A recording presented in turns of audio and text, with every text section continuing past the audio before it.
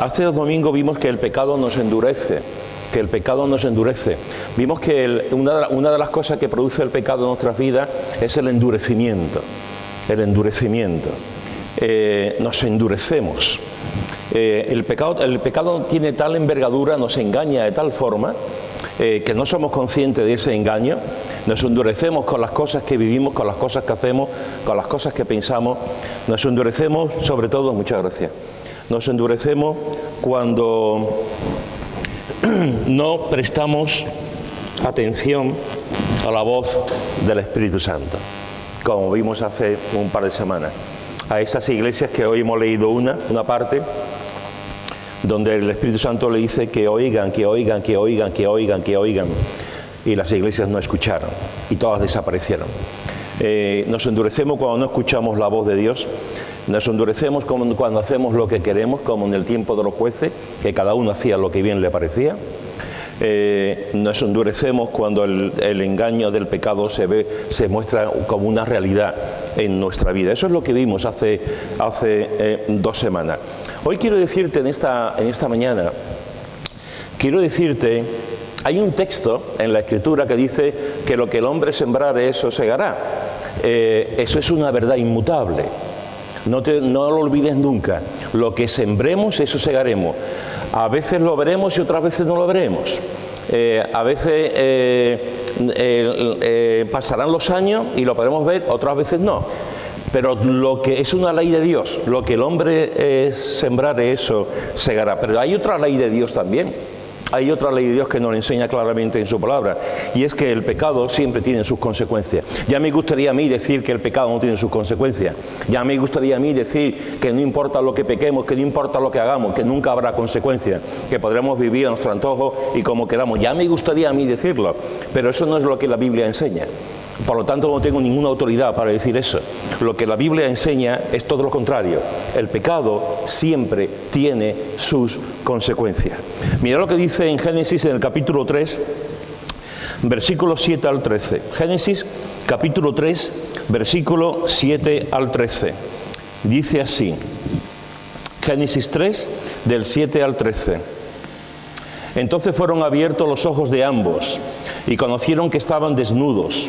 Entonces cosieron hojas de higuera y se hicieron delantales. Y oyeron la voz de Jehová Dios que se paseaba en el huerto a la luz del día. Y el hombre y su mujer se escondieron de la presencia de Jehová Dios entre los árboles del huerto. Mas Jehová Dios llamó al hombre y le dijo: ¿Dónde estás tú? Y él respondió: Oí tu voz en el huerto y tuve miedo, porque estaba desnudo y me escondí. Y Dios le dijo: ¿Quién te enseñó que estabas desnudo? ¿Has comido del árbol del que yo te mandé no comieses?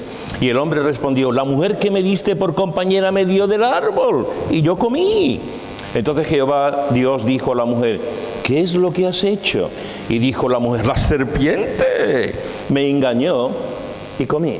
Fijaros, hermanos, que si tenemos que pensar en las consecuencias del pecado, creo que inevitablemente lo primero que se nos viene a la mente es Adán y Eva. Creo que además es lógico, porque fue la primera pareja que fue bendecida por el Señor y fue la primera pareja que pecó y fue la primera pareja que tuvo esas consecuencias del pecado.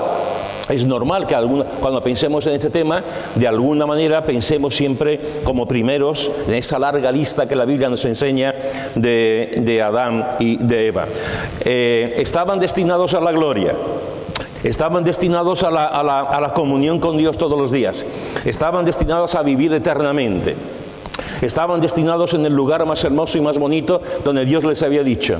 Estaban destinados con un montón de animales, con un montón de frutas, con un montón de árboles, con mucha vegetación, con un hombre y una mujer que iban a amarse, a procrear. Estaban destinados a vivir en la tierra felices, porque los que viven con el Señor siempre serán felices, independientemente de las causas, de los problemas, de los terremotos, de las situaciones. Los que viven con el Señor, independientemente del sufrimiento, vivirán en un lugar, en un sitio, aquí mismo en la tierra, donde en muchos sitios, de muchas maneras, se experimentará la felicidad que solamente Dios da. Pero aquí la rompieron. Aquí se rompió esa relación con Dios. Se rompió porque desobedecieron a Dios. Se rompió porque no hicieron caso a lo que Dios le dijo. Se rompió porque quisieron, en un sentido, ser igual a Dios. Se rompió porque le hicieron caso al diablo. Se rompió por su propia imprudencia.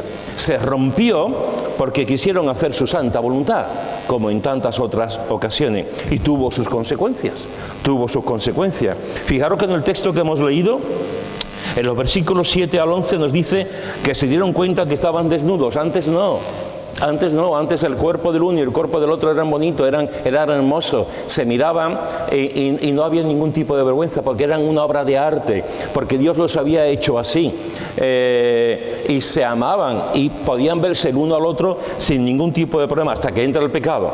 Y cuando entra el pecado se ven desnudos y entra la vergüenza de ver al que hasta ahora mismo estaba contigo, al que hasta ahora mismo estabais caminando juntos, al que hasta ahora mismo os veías completamente desnudo, y de pronto entra la vergüenza, entra el rubor, el no querer mirar, el mirar para otro lado porque se sienten, han pecado, y entra lo que el mundo desde entonces conoce como vergüenza. La vergüenza de ver el mal, la vergüenza de ver lo que no atrae, la vergüenza de mis propios actos, en este caso la vergüenza de verse desnudos el uno y el otro. No solamente entró en el mundo como consecuencia del pecado la vergüenza, sino que se escondieron de Dios.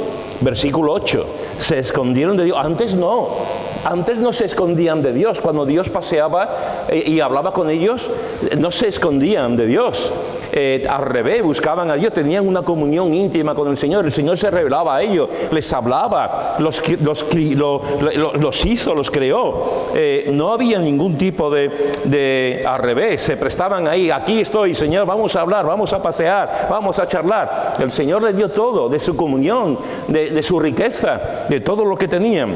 Pero cuando ocurre el pecado, ocurre otra consecuencia, y la consecuencia es que se escondieron de Dios. ¿Por qué nos escondemos de Dios? ¿Por qué nos apartamos de Dios? ¿Por qué no queremos saber nada de Dios? ¿Por qué hay gente que viene a la iglesia y después de un tiempo se apartan, como decía Manolo antes? ¿Por qué hay gente que piensa que lo mejor es mirar hacia otro lado y no contemplar la gloria de Dios ni contemplar la faz de Jesucristo? ¿Por qué hay gente que no quieren saber nada y se esconden en sus pecados, se esconden en sus miserias, se esconden en las montañas y no quieren saber nada de Dios? Por las consecuencias que tuvo el pecado. Versículo 10, tuvieron miedo. ¿De dónde viene el miedo? ¿De nuestra infancia? Posiblemente, mucho miedo que tenemos viene de nuestra infancia, de situaciones que hemos vivido en la familia, en el colegio, en la calle, con los amigos. ¿De dónde viene el miedo? De nuestra inseguridad, posiblemente también.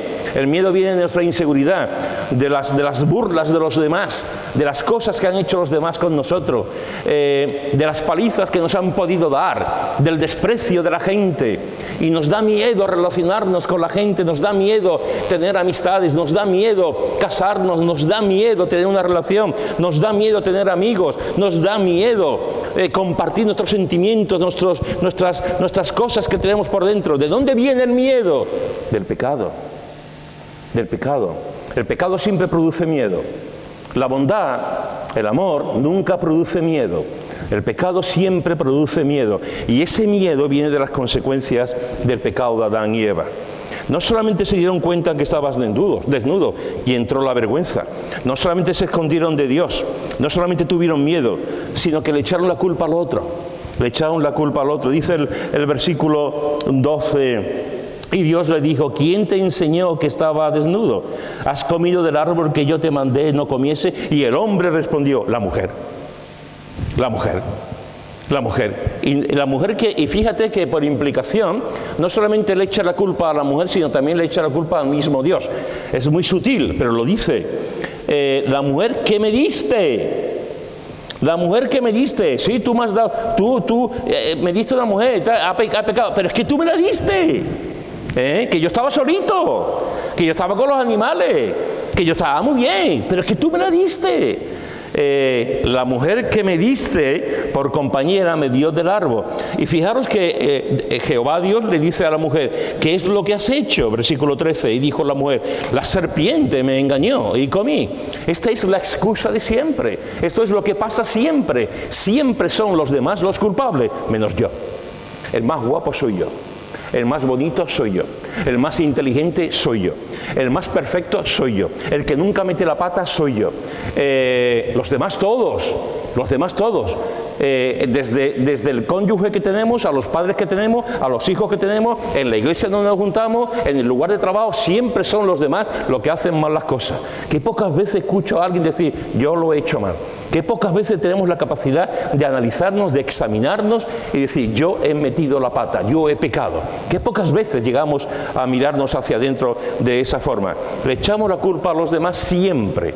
De lo mal, no trabajo bien porque mi jefe está contra mí, no estudio bien porque mi profesor me tiene ojeriza, no tengo tal cosa porque alguna persona me ha echado una maldición. Siempre echamos la culpa a los demás. ¿De dónde viene eso? ¿De dónde viene eso? Del pecado, de las consecuencias del pecado. De las consecuencias que nos hace mirar siempre que llevamos la razón y los otros nunca llevan la razón. Pero no solamente ocurrió esto que hemos visto, no solamente ocurrió que estaban desnudos, la vergüenza, que se escondieron de Dios, que tuvieron miedo y que le echaron la culpa y que a partir de ahí le echamos la culpa siempre a los demás. Es que no solamente pasó esto, es que pasaron más cosas. Versículos 16 al 19 del mismo capítulo 3. A la mujer dijo, multiplicaré en gran manera los dolores en tus preñeces. Con dolor darás a luz los hijos, y tu deseo será para tu marido, y él se enseñoreará de ti. Y al hombre dijo, por cuanto obedeciste a la voz de tu mujer, y comiste del árbol de que te mandé diciendo, no comerás de él, maldita será la tierra por tu causa, con dolor comerás de ella todos los días de tu vida. Espinos y cardos te producirá y comerás plantas del campo. Con el sudor de tu rostro comerás el pan hasta que vuelvas a la tierra, porque de ella fuiste tomado, pues polvo eres y al polvo volverá. No solamente el pecado de Adán tuvo las consecuencias que hemos visto, sino que el pecado de Adán y de Eva también que tuvo estas consecuencias que acabamos de leer. Y déjame resumírtelo de una forma muy breve. Entró el dolor y el sufrimiento en la vida de los seres humanos. Hasta ese momento no había dolor. Hasta ese momento no había sufrimiento, hasta ese momento no había arritmias, hasta ese momento no había pulmonías, hasta ese momento no teníamos dolor de corazón, hasta ese momento el cuerpo funcionaba como un reloj perfecto, hasta ese momento todo era bien en el cuerpo y en la mente y en el corazón. Cuando produce el pecado, cuando ocurre el pecado, una de las consecuencias del pecado es que entra el dolor y el sufrimiento. ¿Por qué tienes dolor en la rodilla? Por artritis, por la edad, evidentemente. ¿Por qué tienes dolor en la cabeza? Porque hemos pasado por hay algo que ha ocurrido, estamos preocupados, algo que la sangre no riega bien. ¿Por qué tenemos dolores? Pues siempre podemos decir físicamente hay unos motivos por los que tenemos dolores. Pero en realidad, hermanos y hermanas, el motivo teológico que la palabra de Dios nos enseña acerca del dolor y el sufrimiento es por las consecuencias del pecado. El pecado, antes del pecado de Adán y Eva no había dolor. Y déjame decirte que después, en el cielo, tampoco habrá dolor. Tampoco habrá dolor. Volveremos a vivir lo que en el paraíso se vivía. Y en el cielo no habrá dolores, no habrá ambulancias, no habrá anginas de pecho, no habrá luxaciones, no habrá depresiones, no habrá nada malo, porque volveremos a ser restaurados en lo que éramos antes. Para eso, una de las consecuencias de nuestra relación con Cristo, de haber creído en Cristo. Pero mientras que eso ocurre, entrará el dolor. Y mientras eso ocurre, mucha gente irá a ver a Dani a que le arreglen el pie, la rodilla, el hombro. Es así, lo siento, Dani. Yo sé que tú vives de esto, pero ocurrirá, llegará un momento, pero de mientras pasará. Mientras que eso ocurra, Josefi estará ahí estudiando, viendo, investigando, a ver qué tipo de cosas pueden salir al mercado para que alivie el dolor de la gente. Mientras que eso ocurre, todos tendremos nuestras enfermedades y nuestras dificultades. Pero eso no estaba en el plan de Dios. Eso no estaba en el plan de Dios. Eso es consecuencia del pecado. Consecuencia del pecado. El dolor y el sufrimiento. Pero no solamente esto.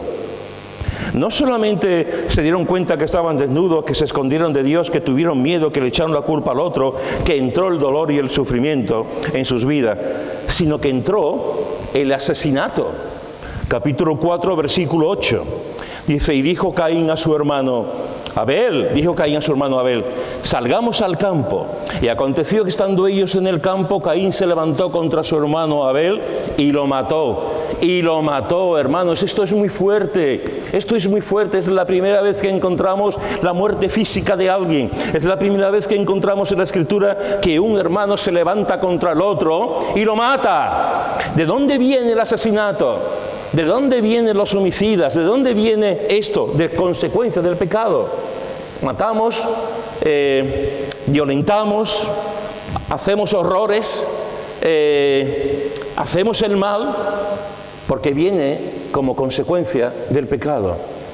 Y nos matamos los unos a los otros, hay parricidas que matan a sus padres, gente que matan a sus madres, padres que matan a sus hijos, hermanos que se matan físicamente, como el caso de Caín, mutuamente, personas que simplemente porque no te ha caído bien le das un mamporro y lo matas, o le das o sea, ¿de dónde viene esto? ¿De dónde viene matar a los niños? ¿De dónde viene vender las armas? ¿De dónde vienen las guerras? ¿De dónde viene el asesinato frío, calculador de gente? Del pecado, de las consecuencias del pecado. Y aquí encontramos a estos dos hermanos, que uno de ellos no pudo aguantar más la relación que tenía Abel, la ofrenda que tenía Abel, la comunión que tenía Abel con el Señor, no pudo aguantar más eso y lo mató. Es muy fuerte esto que estamos leyendo. Lo mató. Pero no solamente tuvieron esas consecuencias que te estoy enumerando, es que también entró en el mundo otra consecuencia, que la estamos viviendo hoy en día a mansalvas, y es la poligamia. La poligamia. Mirad lo que dice en el capítulo 4, versículo 19. Y Lamec tomó para sí 2 mujeres. El nombre de la una fue Ada y el nombre de la otra Zila. Hasta ese momento Dios había creado a Adán y Eva. Hasta ese momento Dios había hecho solamente un matrimonio. El plan de Dios es que el matrimonio siguiera adelante. El plan de Dios es que el matrimonio entre hombre y mujer siguiera adelante, entre un hombre y una mujer. ¿A qué ha derivado todo eso? Pues aquí vemos el primer asesinato, no solamente el primer asesinato, sino vemos también la primera vez que un hombre tiene a 2 mujeres, la poligamia. No solamente hay hombres que tienen varias mujeres, también hay mujeres que tienen algunos hombres. Eso no se dice tanto, pero también lo hay. Y eso está hoy en día al orden del día, en lo que vivimos continuamente. Y ya no solamente es la poligamia, es que vivimos en un momento en el que puedes tener amor, el poliamor, que puedes amar a hombres y a mujeres, puedes amar a varios, puedes estar casado con un hombre y una mujer y lo que venga. Cada vez está produciéndose un pecado horrible en ese sentido. Y dentro de poco, no soy profeta ni hijo de profeta, pero dentro de un poco, incluso las bodas con animales se bendecirán, creerme. Es terrible lo que está pasando. Pero todo eso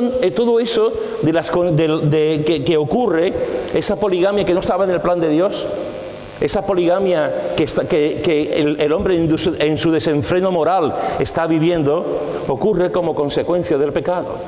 Como consecuencia del pecado. Y aquí encontramos la primera vez que un hombre, Lamec, tomó para sí a 2 mujeres. Hermanos y hermanas y amigos que nos visitáis, el pecado de Adán y Eva tuvo sus consecuencias. Tuvo sus consecuencias. Y la estamos pagando todavía. Y la estamos pagando. Cada uno de nosotros es consecuente voluntariamente. No tenemos que echar la culpa a Adán y Eva, es que hacemos los mismos pecados que ellos hicieron. Es que hacemos exactamente lo mismo que ellos hicieron. Porque todo pecado, hermanos, todo pecado tiene sus consecuencias y seguimos haciéndolo. Pero no solamente Adán y Eva tuvieron pecando y tuvieron sus consecuencias, que todavía estamos arrastrando de eso y estamos hoy en día viviendo tristemente. El pecado de María y Aarón tuvo sus consecuencias también. Venid conmigo a Números, capítulo 12, Números, capítulo 12, del 1 al 15. Números, capítulo 12, del 1 al 15. Y dice: María y Aarón hablaron contra Moisés a causa de la mujer cusita que había tomado, porque él había tomado mujer cusita. Y dijeron: ¿solamente por Moisés ha hablado Jehová? ¿No ha hablado también por nosotros? Y lo oyó Jehová. Y aquel varón Moisés era muy manso, más que todos los hombres que había sobre la tierra. Luego dijo Jehová a Moisés, a Aarón y a María: salid vosotros tres al tabernáculo de reunión. Y salieron ellos tres. Entonces Jehová descendió en la columna de la nube y se puso a la puerta del tabernáculo y llamó a Aarón y a María, y salieron ambos. Y él les dijo: oí ahora mis palabras. Cuando haya entre vosotros profeta de Jehová, le apareceré en visión, en sueños hablaré con él. No así a mi siervo Moisés, que es fiel en toda mi casa.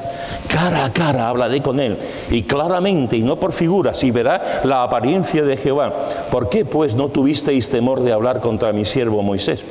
Entonces la ira de Jehová se encendió contra ellos y se fue. Y la nube se apartó del tabernáculo. Y he aquí que María estaba leprosa como la nieve. Y miró a Aarón, a María, y he aquí que estaba leprosa.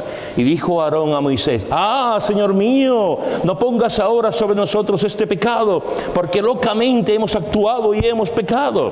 No quede ella ahora como el que nace muerto, que al salir del vientre de su madre tiene ya medio consumida su carne. Entonces Moisés clamó a Jehová diciendo: te ruego, oh Dios, que la sanes ahora. Respondió Jehová a Moisés: pues si su padre hubiera escupido en su rostro, ¿no se avergonzaría por 7 días? Sea echada fuera del campamento por 7 días y después volverá a la congregación. Así María fue echada del campamento 7 días, y el pueblo no pasó delante hasta que se reunió María con ellos. Después el pueblo partió y acamparon en el desierto de Parán. Hermanos y hermanas, este es un texto también muy interesante. Es un texto que también nos debe de poner en alerta. Es un texto que nos debe dar, por lo menos para pensar y meditar en nuestra actitud, en nuestra vida, en nuestra relación con Dios y en la actitud que tenemos ante el pecado. El pecado de Adán tuvo sus consecuencias, Adán y Eva tuvo sus consecuencias, pero el pecado de María y de Aarón también tuvo sus consecuencias. Fijaros que el motivo por el que ellos critican a Moisés parece que es un motivo importante, un motivo un poco lícito. Y bien, María y Aarón criticaron a Moisés por la mujer con quien se había casado. María y Aarón hablaron contra Moisés, no hablaron bien, y era su hermano, no lo olvidemos. Aarón era su mano derecha, no lo olvidemos. Era el hombre que Dios había puesto también, juntamente con Moisés. Los dos estaban participando del liderazgo de Israel. Dios los había puesto a ellos. Y Aarón tendría que estar súper contento por la confianza que Dios había puesto en él también. Sin embargo, se pone a criticar a su hermano. Y María también. María, aquella chica que fue tan valiente, que fue por el río, viendo uno de su hermano en la barquilla iba, y que se puso delante de la hija de Faraón y le dijo: ¿quieres una madre? ¿Quieres que te traiga alguien para cuidar a Moisés? Esa chica tan valiente, esa chica que estuvo con Moisés, que estuvo con él, su hermana mayor. Esa chica que cuando atravesaron el Mar Rojo se puso a cantar con panderos y estaba alabando al Señor con toda la multitud, alabando al Señor porque habían atravesado aquello. Esa chica tan buena, esa chica tan espiritual, esa chica que estaba, esa familia tan unida, los 3 hermanos ahí puestos por el Señor. Esa chica y el hermano Aarón hablaron contra Moisés, contra su hermano de sangre, contra su hermano de sangre. Hablaron contra Moisés a causa de la mujer cusita que había tomado, porque había tomado una mujer. Se reunieron: oye, que Moisés se ha casado con fulanita, que fue, eso no está bien porque es de otro sitio, de otro lugar. Esa fue la excusa. Pero la palabra de Dios no nos engaña.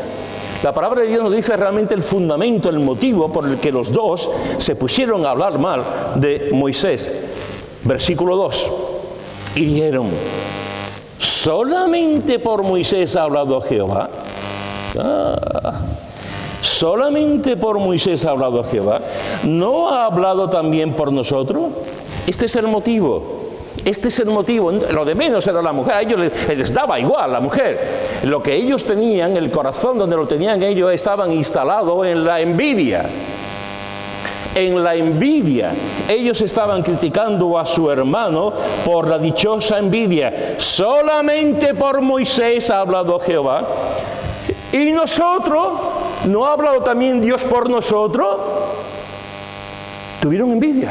En vez de estar contentos que Dios lo estaba usando, cada uno con sus dones, con sus talentos, que Dios los había puesto en la obra juntamente con Él, y estaban trabajando ahí juntos, en vez de estar contento con eso, vieron a Moisés y la gente lo escuchaba, y Moisés era el líder, y la gente estaba con él. ¿Es que no somos sus hermanos? ¿Es que no estamos también nosotros? ¿Es que solamente ha hablado a través de él? La envidia, la dichosa envidia. Que por cierto no es nueva, esto es muy antiguo, como vemos ahora, es muy antiguo. ¿Os acordáis de los hermanos de José? ¿Os acordáis de los hermanos de José? ¿Por qué vendieron los hermanos de José a José? ¿Por qué lo vendieron? Por envidia de la relación que tenía con el padre, por envidia del traje que el padre le había comprado, le había hecho, por envidia de que era el que tenía los sueños por encima de ellos. Por envidia, aquí viene el soñador. Aquí viene el que se cree mejor que nosotros. Aquí viene el favorito de papá. La envidia siempre hace estragos. ¿Os acordáis de Saúl? ¿Por qué Saúl quiso matar a David? ¿Porque era más guapo? No.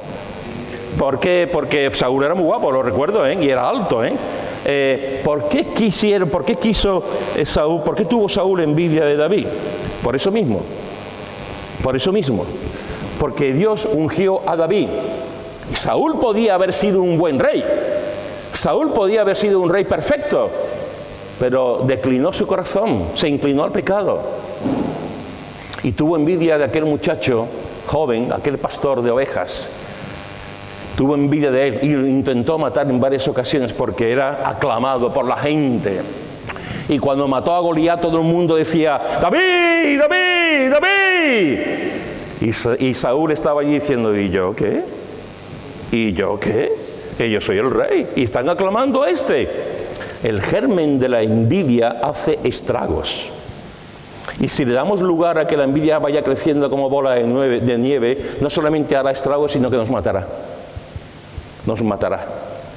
La envidia es mala, hermano. Y aquí encontramos a María y a Aarón, que realmente lo que tenían con respecto a su hermano era envidia. Dice en Proverbios capítulo 14, versículo 30, dice, capítulo 14, versículo 30, dice, Proverbios 14, 30, el corazón apacible es vida de la carne. Me encanta. El corazón apacible, el corazón tranquilo, el corazón pacífico, el corazón manso es vida de la carne. Amén, amén, amén. Pero después va y dice lo siguiente el autor de Proverbios: mas la envidia es carcoma de los huesos. La envidia es carcoma, te va comiendo, te va comiendo, te va comiendo. Y el problema es que muchas veces no nos damos cuenta que nos está comiendo. Y cuando nos damos cuenta ya hemos sido comidos por la carcoma. La carcoma es ahí como comiéndose los muebles, la madera, y se come también nuestro corazón, nuestra alma, cuando envidiamos. La envidia es carcoma de los huesos. Nos va comiendo. Nos va comiendo. Capítulo 27 de Proverbios, versículo 4. Capítulo 27 de Proverbios, versículo 4. Dice: cruel es la ira e impetuoso el furor. Qué pareja, ¿verdad? La ira y el furor. La ira y la furia. Qué pareja más tremenda. Pero mira lo que dice: cruel es la ira e impetuoso el furor, mas ¿quién podrá sostenerse delante de la envidia? No dice ¿quién podrá sostenerse delante de la ira? No dice ¿quién podrá sostenerse delante del furor? Lo que dice es ¿quién podrá sostenerse delante de la envidia? Es una buena pregunta. ¿Quién podrá sostenerse delante de la envidia? Y mira lo que dice en Eclesiastés capítulo 4, Eclesiastés capítulo 4, versículo 4. Eclesiastés capítulo 4, versículo 4 dice: he visto asimismo que todo trabajo y toda excelencia de obras despierta la envidia del hombre contra su prójimo. También esto es vanidad y aflicción de espíritu. He visto asimismo que todo trabajo y toda excelencia de obras despierta la envidia del hombre contra su prójimo.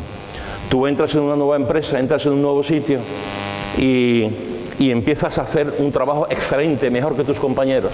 Y algunos de tus compañeros llevan allí 20 años, pero tú entras por derecho y empiezas a hacer cosas y tus jefes te lo agradecen y te aplauden y empiezas a ganarte el respeto de la gente porque estás haciendo un buen trabajo. Y el que lleva 20 años te mira y te dice: acaba de entrar aquí y ya le están hablando bien, acaba de entrar aquí y ya le han subido la posición, acaba de entrar aquí y ya le han dado un pequeño sueldo y a mí todavía no. La envidia, la envidia, la envidia. ¿Quién podrá sostenerse de la envidia? Hemos visto antes. Y otra cosa que es importante que tengamos en mente, hermano, cuando tú hagas un buen trabajo, cuando tú haces un buen trabajo, no soy profeta ni hijo de profeta, te lo he dicho antes, pero cuando tú haces un buen trabajo en un tanto por ciento muy elevado, la gente te envidiará. Te envidiará. Y no solamente en los trabajos, no solamente en la familia, no solamente hay hermanos que envidian a otros hermanos porque estudian menos y sacan más notas que yo. Hay hermanos que envidian a otros porque es más guapo o más guapa, o primos, o gente en la familia, o en la propia iglesia también ocurre. Alguien que me llevo predicando durante un montón de años y nadie me dice nada. Ahora predica uno y todo el mundo dice: ¡eh! ¡Que repita! ¡Que repita! Dice: oye, que yo me llevo y nadie me dice nada, que nadie me ha dicho nada. Y entra la envidia. O alguien con una voz en el grupo de alabanza, ¿verdad?, que viene y cantan y es una dulce melodía, como Manolo hoy, ¿no?, y cantando ahí. Y viene otro que lleva 4 meses en la iglesia y canta y todo el mundo así. ¿Dónde está esta voz antes? Y tú dices: llevo aquí 15 años y nadie me dice nada, y ahora este que viene. Y la envidia, la envidia. Nos envidiamos los unos a los otros y no deberíamos de hacerlo. No deberíamos de, al revés, deberíamos de estar súper contentos porque alguien canta mejor que yo. Deberíamos estar contentos porque alguien predica mejor que yo. Deberíamos estar contentos porque alguien administra mejor que yo. Deberíamos estar contentos porque el que organiza el comité de tal ministerio lo hace mejor que otros. Deberíamos estar contentos de los dones, de las cosas, de lo que Dios reparte en su iglesia. Siempre habrá alguien mejor que tú. Siempre habrá alguien que predique mejor que tú. Siempre habrá alguien que enseñe mejor que tú. Siempre habrá alguien que haga las cosas mejor que tú. Siempre habrá alguien que haga el puchero mejor que tú. Siempre. Mi puchero no, claro. Yo hago un puchero tremenda. Y si te digo el gazpacho, pero siempre habrá alguien, siempre habrá un Nadal que lo haga mejor que tú.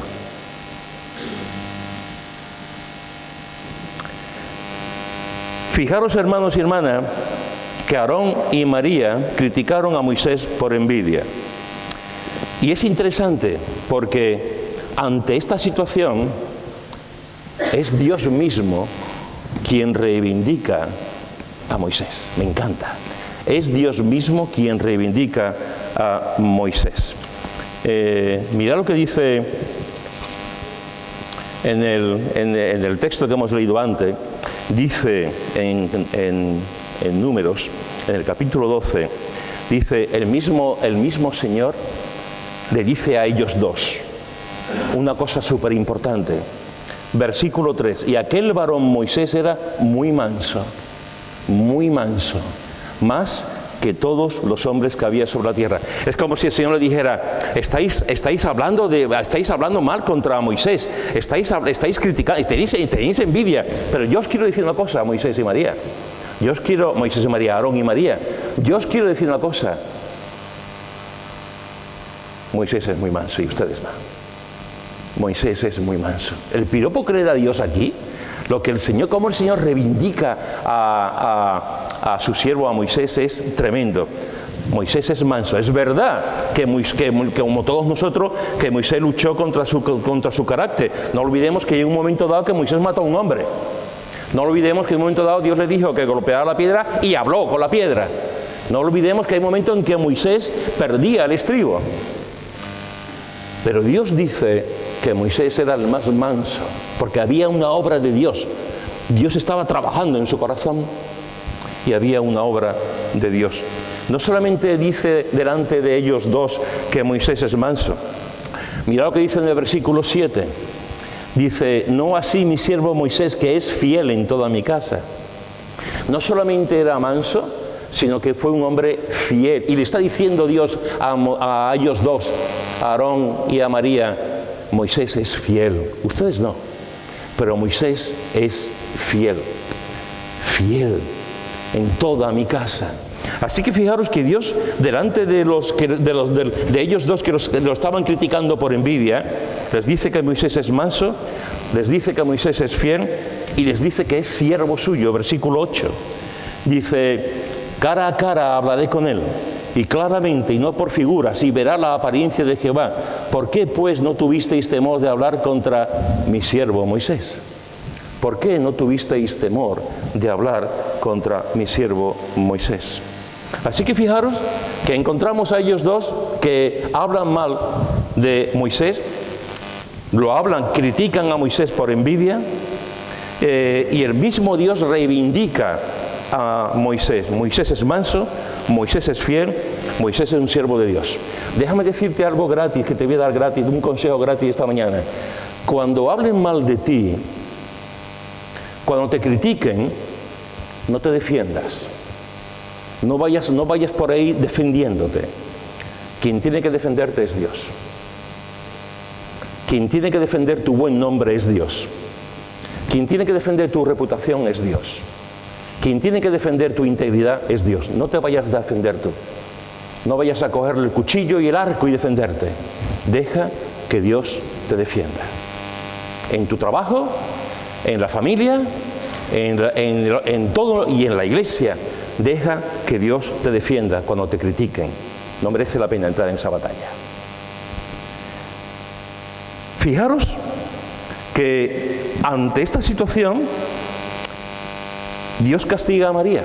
Versículos 9 y 10. Dice, entonces la ira de Jehová se encendió contra ellos y se fue. Y la nube se apartó del tabernáculo, y he aquí que María estaba leprosa como la nieve. Y miró a Aarón a María, y he aquí que estaba leprosa. El Señor puso su disciplina, el Señor puso su mano, el Señor castigó. Vemos que por alguna razón a Aarón no lo hizo. Le llama la atención, le cuenta las verdades, le dice que está mal, pero a quien le pone como leprosa es a María. María estaba leprosa como la nieve. Y claro, cuando Aarón la miró, pues claro, es aquí que estaba leprosa. El Señor los castigó. Dios castigó a María. Y la nube se apartó del tabernáculo, y aquí que María estaba leprosa como la nieve. La castigó, la lepra. Pero ¿sabéis lo que me llama la atención? Me llama la atención que Dios la castigara con la lepra, una enfermedad terrible. Pero lo que más me llama la atención, por encima de esto, 1000 millones de veces más que esto, porque Dios puede hacer lo que quiera, como quiere y cuando quiera, lo que me llama la atención es que el hombre al que habían criticado, su hermano del que tenían envidia, mirá lo que hace su hermano, versículo 13.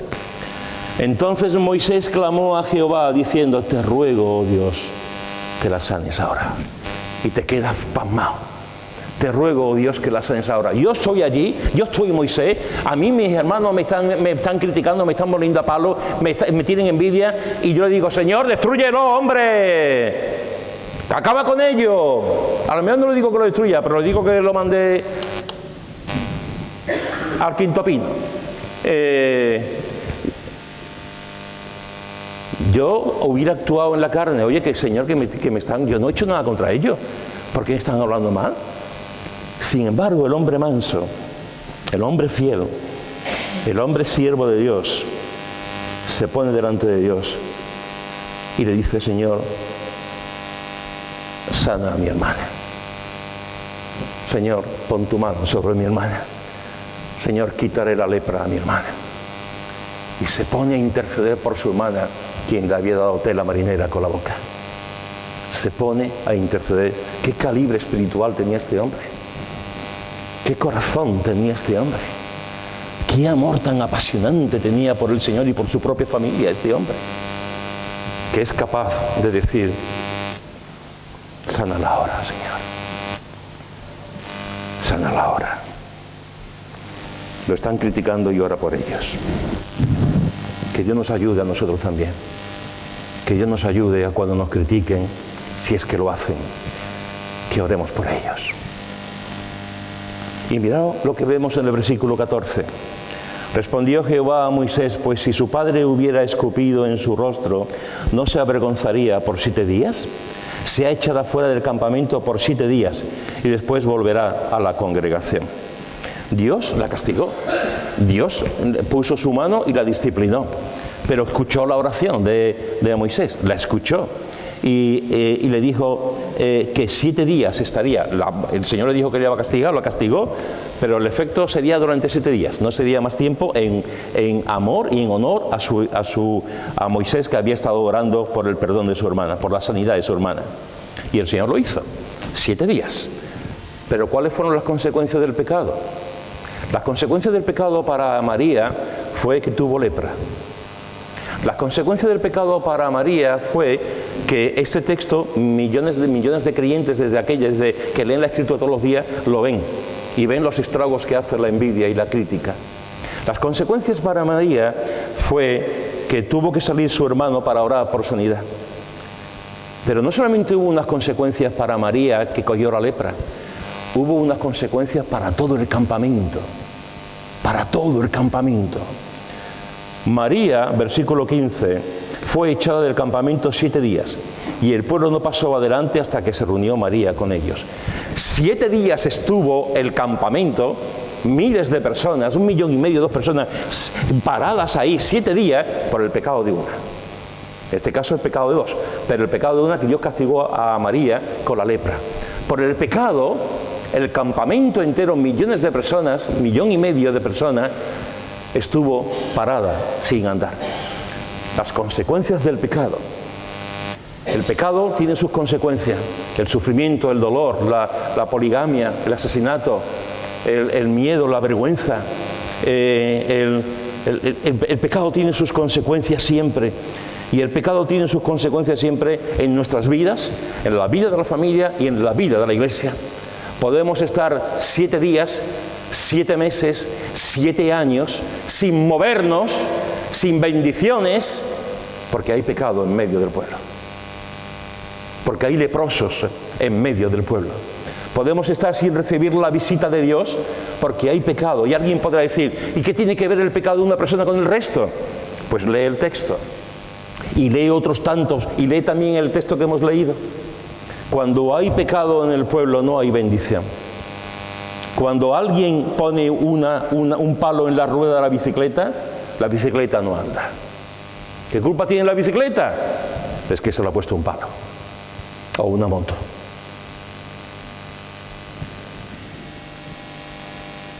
El pecado tiene sus consecuencias, hermano. Un hombre que engaña a su esposa, el matrimonio habrá consecuencias. Aunque no se lo diga, aunque no lo confiese, aunque lleve 20 años y no diga a su esposa: te ha engañado, habrá sus consecuencias. Cuando robamos en el trabajo, aunque nadie se haya dado cuenta, habrá sus consecuencias. Habrá sus consecuencias. Cuando vivimos de forma que no es ética, que no es correcta, de forma amoral, habrá sus consecuencias. Cuando hay pecado en la iglesia y no se confronta, y no se arrepiente, habrá pecados en la iglesia y hay consecuencias en la iglesia. Hay consecuencias en la iglesia. Te he dicho en esta mañana dos ejemplos de las consecuencias del pecado. Te he puesto el ejemplo de Adán y Eva, y te he puesto el ejemplo también de María y de Aarón, las consecuencias del pecado.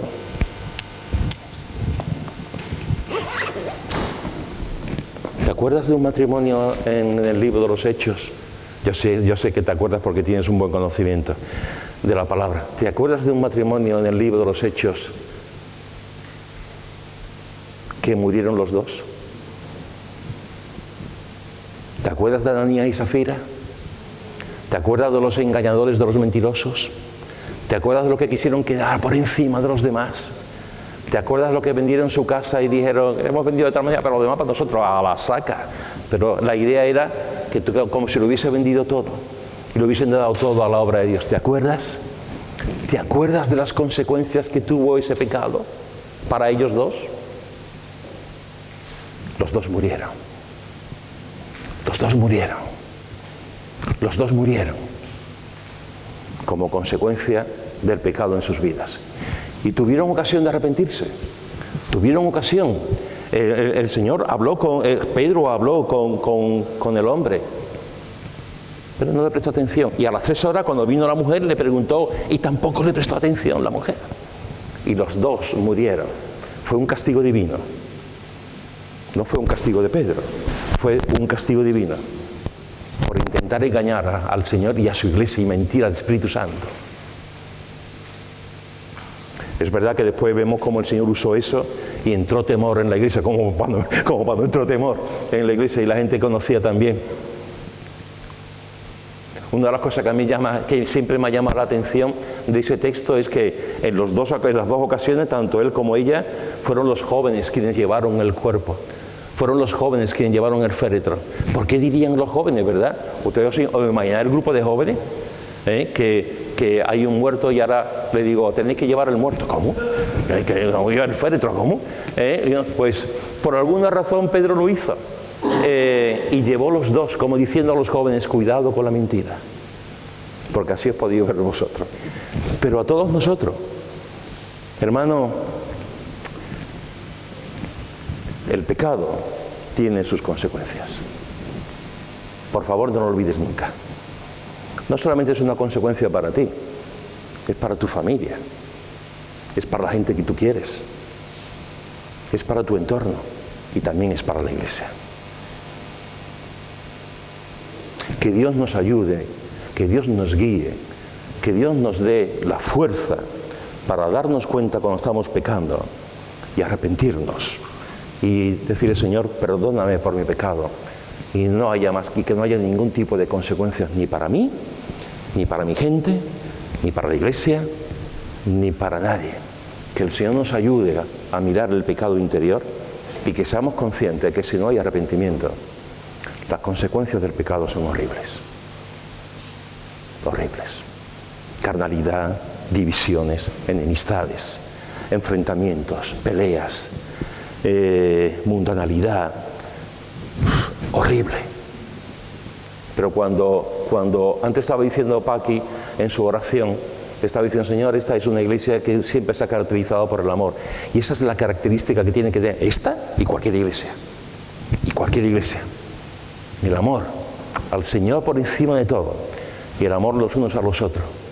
Y cuando hay pecado, el amor tiene sus consecuencias siempre, son positivas. Las consecuencias del amor siempre son positivas. Las consecuencias del pecado siempre son negativas. Analicémonos, meditemos en nuestro corazón. ¿Cómo está nuestro corazón? ¿Cómo está mi vida espiritual? Y si hay algún pecado que confesar directamente al Señor, se lo digamos. Y si hace falta decirle a alguien, también nos acercamos a la persona y se lo decimos. Amén.